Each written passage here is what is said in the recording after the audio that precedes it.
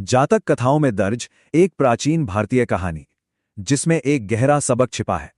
हमारी कहानी की शुरुआत किसी दूर अतीत से नहीं बल्कि एक शांत बौद्ध मठ में हुई एक गड़बड़ी से होती है।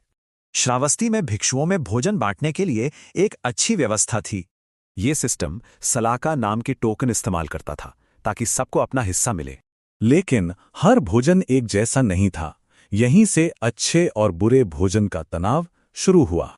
एक भिक्षु लाल उदाई को लगता था कि ये सिस्टम ठीक नहीं है और उसे धोखा दिया जा रहा है। तो जो शक्ति वो चाहता था उसे दे दी गई। अब वितरण की जिम्मेदारी उसकी थी।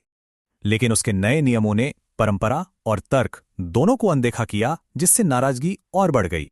जल्द ही सारे भिक्षु भड़क उठे। लालूदाई को तो हटा दिया गया था, पर विवाद और बढ़ गया था। तब बुद्ध ने खुलासा किया कि इस गुत्थी का जवाब पिछले जन्म की एक कहानी में है।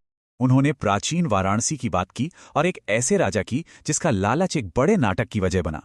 राजा ने अपने बुद्धिमान निष्पक्ष मूल्यांकन को हटाकर एक मूर्ख को काम पर रख लिया जो उसके लालच को पूरा कर सके। एक दिन उत्तर से एक व्यापारी आया राजा को बेचने के लिए पूरे 500 शानदार घोड़े लेकर। अब उस नए मूर्ख मूल्यांकन को उन घोड़ों की कीमत तय करनी थी। पूरा दरबार इंतजार में था।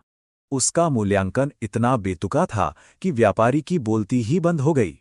पुराने मूल्यांकक की सलाह पर व्यापारी ने राजा से खुले दरबार में इस कीमत को औपचारिक करने की मांग की।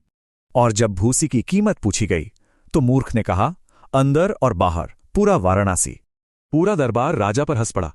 उसके अपने लालच ने उसे और उसके राज्य को मजाक बना दिया था। और तब बुद्ध ने वो राज खोला। अतीत का वो मूर्ख मूल्यांकक कोई और नहीं बल्कि भिक्षु लालूदाई ही था।